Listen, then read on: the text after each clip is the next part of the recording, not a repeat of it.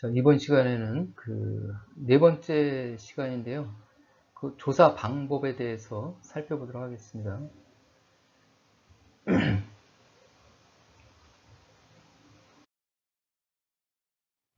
그 제3장의 조사 방법이 있는데 여기 보면은 이제 9조의 출석 진술 요구, 그 다음에 10조의 보고 요구와 자료 제출의 요구, 11조의 현장 조사, 12조의 시료 채취, 13조의 자료 등의 영치, 14조의 공동조사, 15조의 중복조사의 제한, 이렇게 규정이 되어 있습니다. 그래서 하나씩 그 조문을 살펴보도록 하겠습니다. 그 제9조 1항에 보면은 그 행정기관의 장이 조사 대상자의 출석 진술을 요구하는 때에는 다음 각호의 사항이 기재된 출석 요구서를 발송해야 된다. 수사할 때도 출석 요구서 발송하잖아요. 이거 행정조사도 이제 그거와 마찬가지로 일단 사람이 나와야 되니까, 아니면 뭐 현장에 가서 한다든지, 출석 요구서에는 일시와 장소, 왜 출석 요구하는지, 출석해서 진술해야 될 내용, 제출 자료, 출석 거부에 대한 제재, 그 밖에 당의 행정조사와 관련하여 필요한 사항, 이렇게 되어 있는데, 이것은 그 형사사건에 출석 요구하는 거하고 내용도 그 취지가 이렇게 비슷하게 되어 있습니다. 이렇게 비슷하게 되어 있고,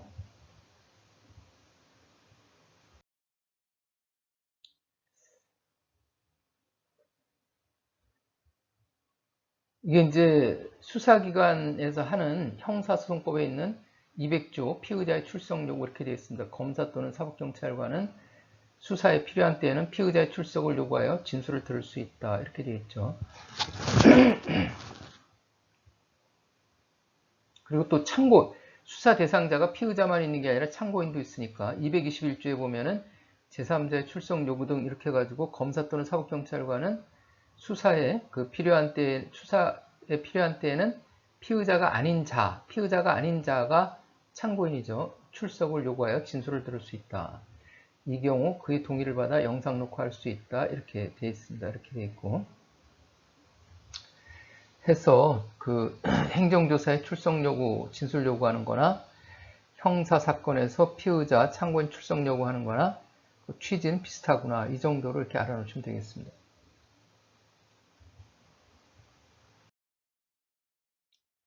그리고 이제 조사 대상자는 지정된 출석 일시에 출석하는 경우, 지정된 출석 일시, 지정된 출석 일시에 출석하는 경우, 업무 또는 생활에 지장이 있는 때에는, 그러니까 이렇게 언제 나오라고 이렇게 지정을 해줬는데 그때 나가려면은 이제 그 업무 또는 생활에 지장이 있다, 그럴 경우에는 출석 일시를 변경해달라는 것을 신청할 수 있고, 변경 신청을 받은 행정기관의 장은 행정조사의 목적을 달성할 수 있는 범위 안에서 변경할 수 있다. 이것은 수사할 때도 마찬가지죠. 언제 나와라 이렇게 할 때, 우리가 이제 보통 수사할 때는 우편으로도 하지만 전화로 해가지고 날짜를 조정해서 이렇게 하죠.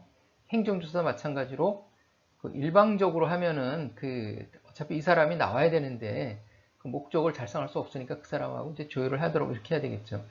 출석한 조사 대상자가 제1항에 따른 출석 요구서에 기재된 내용을 이행하지 아니하여 행정조사의 목적을 달성할 수 없는 경우를 제외하고는 조사원은 조사 대상자의 1회 출석으로 조사를 종결해야 된다. 1회 출석으로 당해 조사를 종결할 수가 있다가 아니라 하여야 한다, 이렇게 되어 있네요. 그래가지고 행정조사는 그냥 한 번 불렀으면 한 번에 다 끝내버리라, 이거. 자꾸 두 번, 세 번 부르지 말고. 그런데 수사는 그렇지 않죠. 피의자 신문이라든지 참고인 진술 조사할 때, 불러서 이게 이제 혐의라든지 신체 진실 파악이 안 되면은, 실체 진실 관계가 파악이 안 되면은 두 번, 세 번 제한이 없이 부를 수 있겠죠, 이게. 그래서 이게 행정조사처럼 1회 출석으로 끝내라, 그런 규정은 없죠, 수사에는. 형사소송법에는 그런 규정은 없습니다. 그 다음에 제10조 1항 보고 요구와 자료 제출의 요구, 이렇게 되어 있는데, 이 행정기관의 장은 조사 대상자에게 조사 사항에 대하여 보고를 요구하는 때에는 다음 각 고의 사항이 포함된 보고 요구서를 발송해야 된다. 그래가지고 그 보고 요구 보고 요구 일시 장소 언제 보고할지 어디서 보고할지 조사의 목적 범위 뭘 보고할지 보고 거부에 대한 제재 그 밖에 당해 행정조사 관련 필요한 사항 이런 것들을 그 기재해서 발송하라 이렇게 되어 있습니다.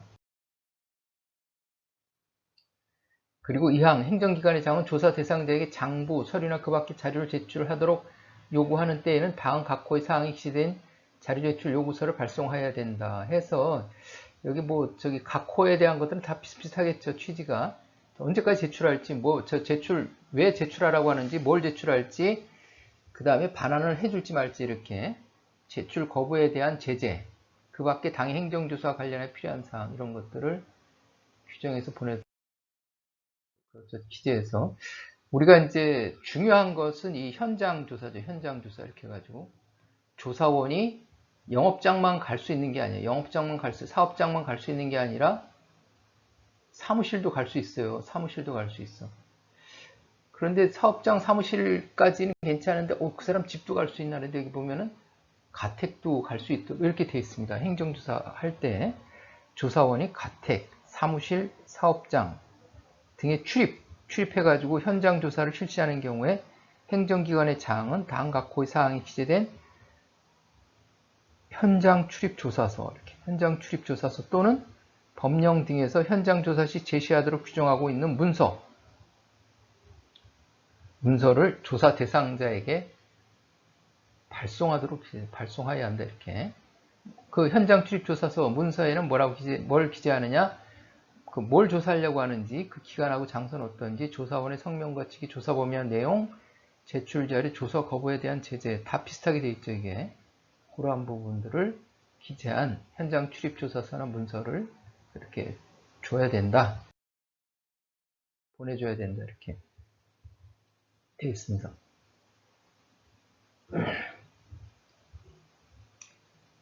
그리고 여기 이거 앞에 나와 있던 건데 제7조 조사에 주기 해가지고 행정조사는 언제 하느냐 이렇게.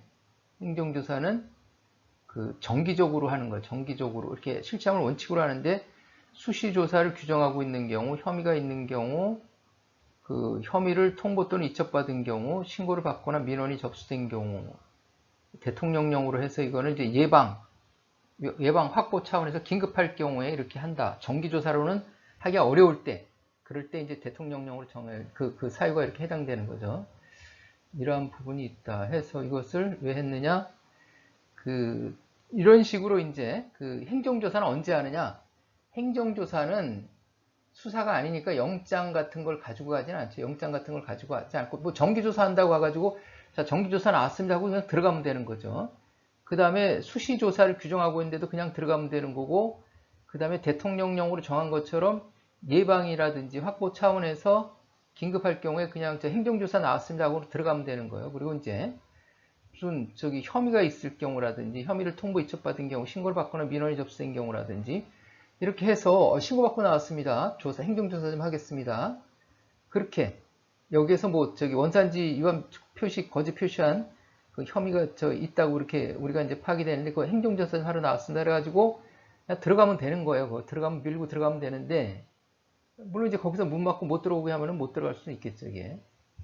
아무튼 이렇게 해서 들어갈 수가 있다. 이렇게 들어갈 수가 있어요. 그 임의대로 들어갈 수가 있는데, 이러한 경우에 제7조에 규정되어 있는 대로 들어갈 수가 있는데, 수사는 어떻게 되는 거냐? 215조에 보면은, 215조 이렇게 보면은, 수사는 피의자가 죄를 범하였다고 의심할 만한 정황이 있고, 이렇게 돼 있어요.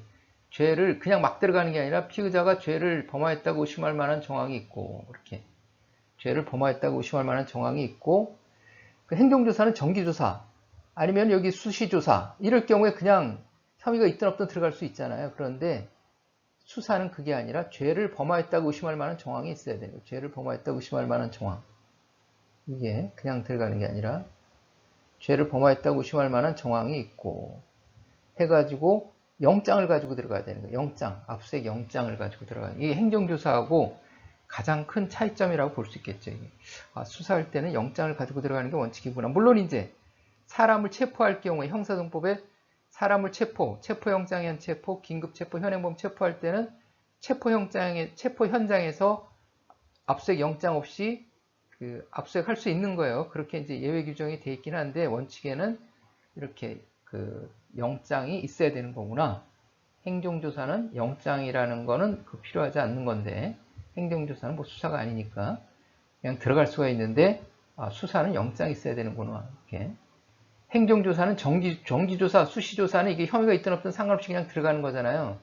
대통령령으로 정한 경우도 마찬가지로 이렇게 예방 차원, 뭐 확보 차원 이럴 경우에. 그런데 수사는 아무 근거 없이 정기조사, 수시조사처럼 이렇게 근거 없이 들어갈 무슨 혐의가 없더라도 들어갈 수 있는 게 아니고 수사는 죄를 범하였다고 의심할 만한 정황이 있어야 그런 정황이 있어야 영장을 받고 들어가는 거예요. 영장을 가지고. 피의자가 죄를 범하였다고 의심할 만한 정황이 없으면 압수수색 영장을 받지를 못하겠죠. 그러면 들어갈 수가 없겠죠. 그게. 그러한 차이점이 있다. 이렇게. 그러한 차이점이 있는데 경찰청 범죄수사규칙이라는 게 있는데 거기에 보면은 영장 없이 수색할 수 있다. 이렇게 돼 있는데 어느 경우에 할 수 있느냐?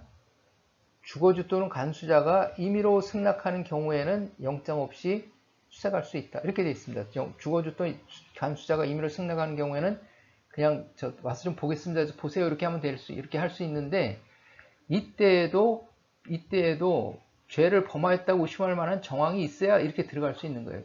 죄를 범하였다고 의심할 만한 정황이 있어야 이렇게 임의로 승낙받고 들어갈 수 있는 거예요. 죄를 범하였다고 의심할 만한 정황이 없는데 임의로 승낙하고 영장 없이 수색하고 이건 안 되는 거죠. 이게 압수수색하는 자체가 죄를 범하였다고 의심할 만한 정황, 그게 전제 조건이 되는 거니까 그게 행정조사하고 커다란 차이점이 될 수 있겠다 이렇게 말씀드리고요. 그렇습니다. 그리고 현장 조사는 해가 뜨기 전이나 해가 진 뒤에는 할 수 없다 이렇게. 해가 뜨기 전이나 해가 진 뒤에는 할 수 없다. 다만 다음 각호에 해당하는 경우에는 그러하지 아니하다. 여기 동의한 경우 이 사람이 조사 대상자 대리 관리 책임이 동의한 경우 해가 질 무렵이 되니까 조사원이 행정조사원이 해전대 내일 다시 올게요 이래버리면은 빨리 마치고 이 사람들도 조사 대상자도 자기네 업무에 치중해야 되는데 내일 또 하서 하면은 뭐 한두 시간 하면 끝날 것 같은데 그럼 자기네들도 이렇게 불리하잖아요. 그럼 그냥 계속 하고 가세요. 이렇게. 다 하고 가세요. 이렇게. 사무실 또는 사업장 등의 업무 시간에 행정조사를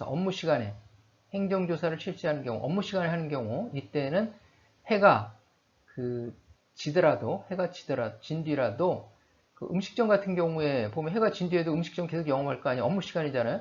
행정조사를 실시하는 경우, 이렇게. 그때는 할 수 있겠다.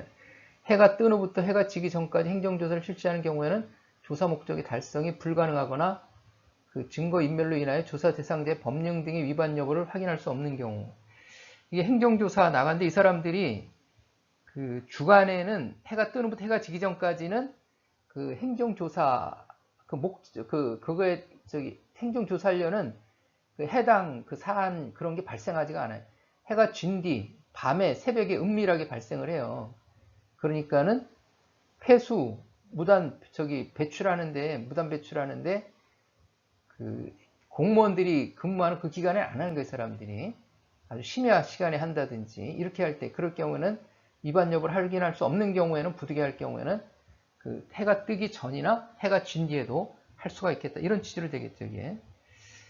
그리고 제1항 및 3항 여기에 보면 제1항 및 2항에 따라 현장 조사를 하는 조사원은 권한을 나타내는 증표를 지닌 것을 조사 대상자에게 내보여야 한다. 이렇게 되어 있죠. 해서 권한을 나타내는 증표를 보여줘라. 이렇게 증표를 보여줘라. 조사 대상자에게 보여줘라. 조사원이죠. 조사원. 수사관이 아니라 조사원. 수사하는 수사관이 아니라 이렇게 되어 있습니다. 그래가지고 요거는 원산지 여기에 이거 조사공무원증 이거는 이제 원산지 조사공무원증인데 여기 보면은 조사공무원증 해가지고 여기 뭐 사진도 붙이고, 그 다음에 행정기관명, 성명 쓰고 이렇게 되어 있습니다. 그 뒷면에는 그 조사 공무원임을 입증한다, 이렇게 증명합니다, 이렇게 기관장이 되어 있고, 이건 이제 행정조사하는 사람들이, 행정조사하는 행정조사 공무원이 이런 그 증표를 가지고 가서 그 사람들한테 보여주고 행정조사 나왔다고 이렇게 하는 거예요. 행정조사 나왔다 이렇게 하는 건데, 뭐 수사관, 검찰 수사관이라든지 그 경찰, 그 다음에 특별사법경찰, 그러니까 나름대로 이제 경찰이라는 그 증명서, 검찰이라는 그 증명서를 보여줘야 되겠죠. 그걸. 특별사법경찰 수사관님들은 대검의 특별사법경찰관리 그 지명, 지침, 그거에 따라 가지고 여기에 이런 신분증을 가지고 이제 발급받죠. 이것을 지명받아가지고 이렇게 서울중앙지방검찰청 특별사법경찰관리 그러면 꼭 여기 검찰 표시가 되어 있으니까 일반인들이 보기에는 이게 검찰 공무원인가 이렇게도 오해도 할 수 있을 텐데, 그게 아니라 이게 좀 오해하기 딱 좋게 만들어놨지. 이거를 여기다 해서 그냥 서울중앙지방검찰청 특별사법경찰관리 이렇게 되어 있습니다. 그러니까 서울중앙지방검찰청에서 검사장이 지명한 특별사법경찰관리다, 그런 취지인데, 그래가지고 이제 서울중앙지방검찰청에서 지명에 따라서 검찰 마크도 해놨는데, 그리고 여기다가 이제 서울특별시라고 소송은 돼 있어요. 받아보는 사람은 헷갈리는 거예요. 이게 검찰에서 나왔나 이렇게. 검찰에서 나왔습니다 해도 그런 거보다 할 것 같아. 이렇게 돼 있으니까 이게. 아무튼 지명서가 이렇게 돼 있어요. 그래가지고 이제 뒤에 보면은 특별사법경찰관리 지명서 해가지고 소속 산림청 임업석이 해가지고 관할구역에서 발생하는, 이거 뭐야?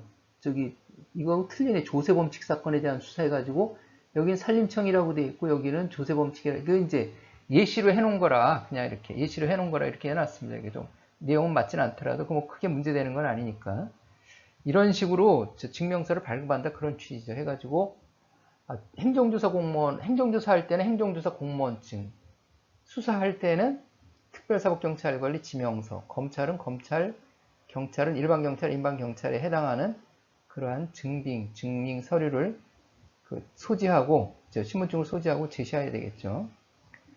그런데 특별사법경찰관리 수사관님들은 이렇게 돼 있어요. 이렇게 보면은 단속 사무에, 검사장의 지명에 의한 사법경찰관리 그래가지고 여기서 이제 특별사법경찰관리 지명하는 그 규정이에요. 이게 규정인데, 누구를 특별사법경찰관리로 지명하느냐? 단속 사무에 사무에 종사하는 공무원을 지명하도록 돼 있어요. 단속 사무에 말 이렇게 한다네.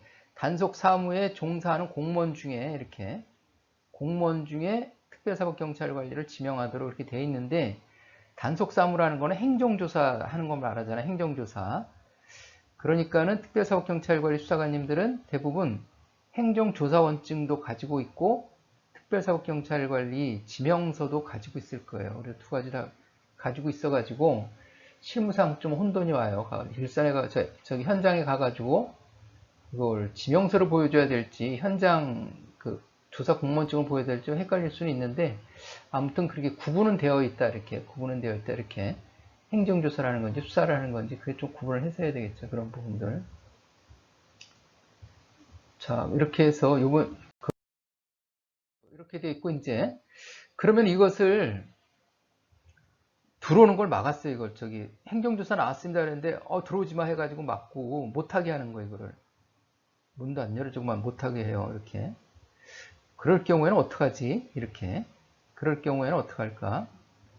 이게 법마다, 특별법마다 거기에 대해서 다 다르게 규정되어 있는데, 대부분 다 여기 농수산물의 원산지 표시에 관한 법률에는 수거, 조사, 열람을 거부, 방해하거나 기피하면은 1천만 원 이하의 과태료 해가지고 대부분 다 과태료 규정이 돼 있어. 과태료로 규정이 돼 있는데,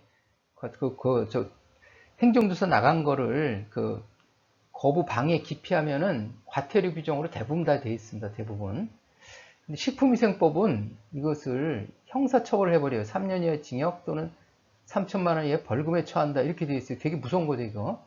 해가지고 검사, 출입, 수거, 압류, 폐기를 거부, 방해 또는 기피하면은 과태료 부과가 아니라 3년 이하의 징역 또는 3천만 원의 벌금에 처해요. 그러니까 이것은 그렇게 거부, 방해, 기피했다가는 이게 형사처벌 대상이니까 현행범 체포도 할 수 있는 거예요. 행정조사원이 현행범은 누구나 체포할 수 있다. 형사법에 이렇게 규정되어 있어요. 현행범은 누구나 체포할 수 있다 그래가지고 식품위생법 위반으로 행정조사 나갔는데 거기에 맞대응하다가는 현행범으로 수능하지 않고 그것을 이제 행정조사하는 것을 방해했다가는 현행범으로 체포해가지고 그러면은 행정조사원은 현행범으로 체포해서 그 행정조사원이 그 사람을 수사할 수는 없으니까 그것을 경찰에 인계하면 되겠죠. 경찰에다가 인계하면은 경찰에서 이제 요 부분 식품위생법 97조 2호 위반한 그러한 부분에 대해서 조사해서 처벌을 하겠죠. 이게 식품위생법이 굉장히 강한 법이에요. 이게 식품위생법 음식에 대해서 이제 중요한 그러한 부분이니까 국민의 건강에 대해서 커다란 영향을 미치는 그러한 범죄가 되니까 여기에다가도 이거 과태료가 아니라 징역형으로 이렇게 해버렸어요. 그래서 이제 이런 식으로 이제 규정이 되어 있는데 수사는 어떻게 되어 있느냐? 압수수색 영장 가지고 들어가는데 못 들어오게 막거나 그러면은 못 들어오게 막으면서 그냥 못 들어오게 그냥 막는 게 아니라 이제 폭행 또는 협박을 해. 공무원에 대해서 폭행, 협박 이러한 부분들 공무원에서 폭행, 협박하는 그러한 부분에 있으면은 공무집행 방해가 돼서 또 처벌을 하죠. 공무집행 방해가 돼서 처벌받을 수 있다. 이렇게. 그러한 부분이 행정조사하고 수사하고 좀 또 구분이 간다. 구분이 된다. 이렇게 말씀드리고요. 이번에는 이제 방법을 계속 말씀드리는 거니까, 시료 채취. 조사원이 조사 목적이 달성을 위해서 시료 채취를 하는 경우에는 그 시료의 소유자 관리자의 정상적인 경제활동을 방해하지 않으려는 범위 안에서 최소한도로 해야 된다. 행정기관의 장은 제1항에 따른 시료 채취로 조사 대상자에게 손실을 입힌 때에는 대통령령으로 정하는 절차와 방법에 따라 손실을 보상해야 된다. 여기 손실보상 이렇게 나왔잖아요. 손실보상. 적법한 절차에 의해서 했는데 손해가 발생했을 경우에는 손실이 발생했을 경우는 손실보상, 피해가 발생했을 경우는 손실보상, 위법한 행위를 한 것은 손해배상 이렇게 구분이 되죠. 그렇게 구분이 되는데 시료 채취하는 경우에 경제활동을 방해하지 않은 범위 안에서 최소한도로 이렇게 해야 된다. 이게 행정조사 기본법의 기본 원칙이 필요한 최소한대 범위라고 이렇게 먼저 시간에 나왔었잖아요. 필요한 최소한대 범위 이런 그런 원칙도 있었죠. 거기에 범위 내에서 해야 된다 이렇게.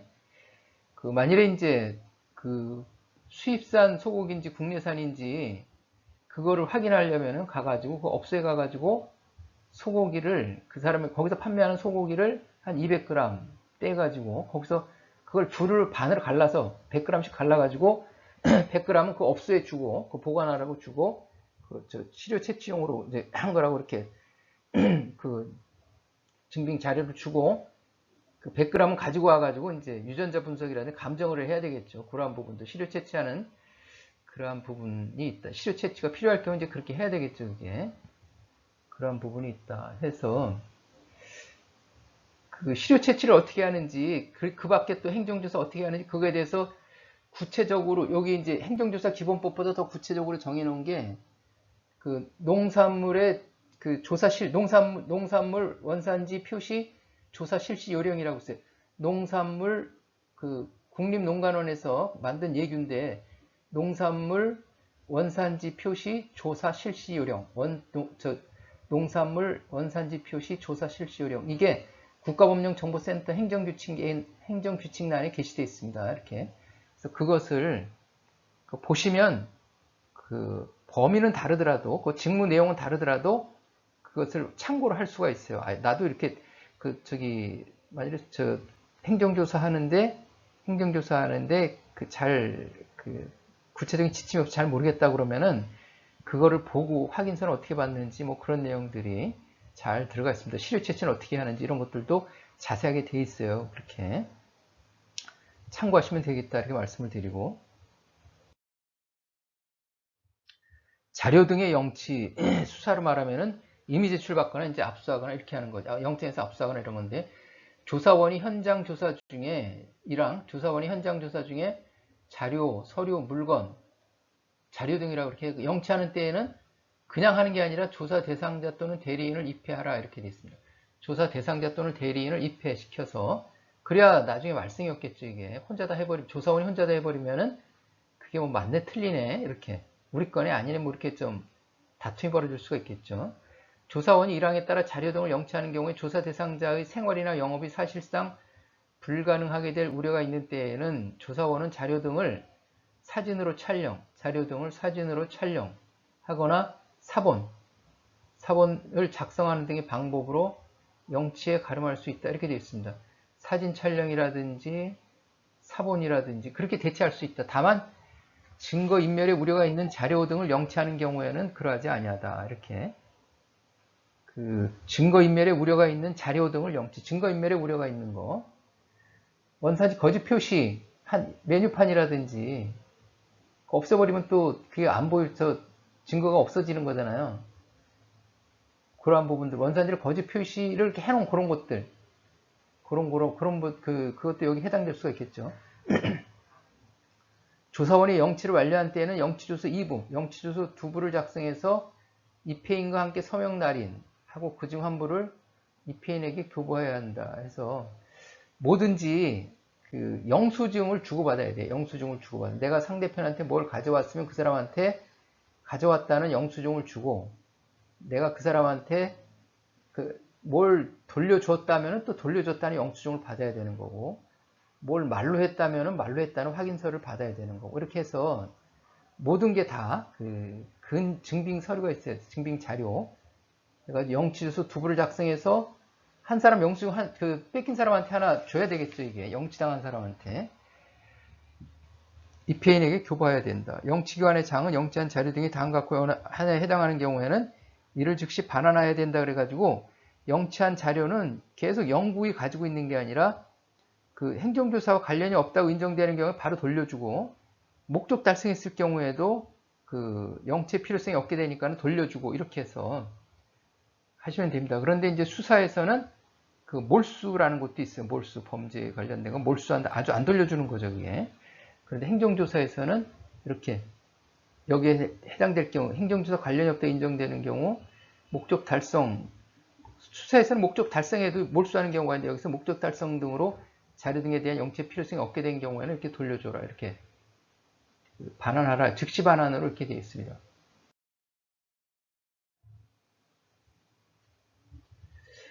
그리고 이제 수사하고 비교해 보면은 형사형법 218조에 보면은 검사 사법경찰관은 피의자 기타인의 유리한 물건이나 피의자 기타인의 유리한 물건, 놓고 간 물건이죠.